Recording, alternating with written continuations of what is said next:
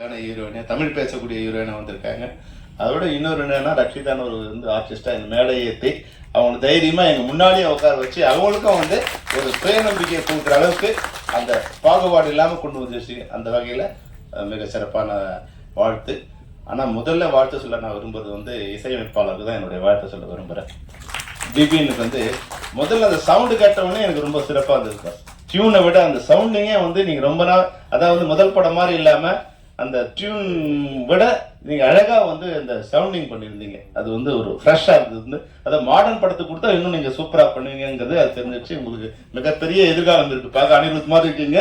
அனிருத் நீங்கள் வரணும்னு வாழ்த்துறேன். அது மாதிரி கேமராமேன் அவர் கிடைச்ச இந்த வாய்ப்பில் மிக பியூட்டிஃபுல்லாக அந்த ஒரு ஷாட் பிரம்மாண்டமாக இருக்கு. இந்த ஒரு ராக்கில் கிரெயின் ஷாட் மாதிரி ஒரு ஷாட், ட்ரோன் ஷாட் எடுத்துக்க நினைக்கிறேன்.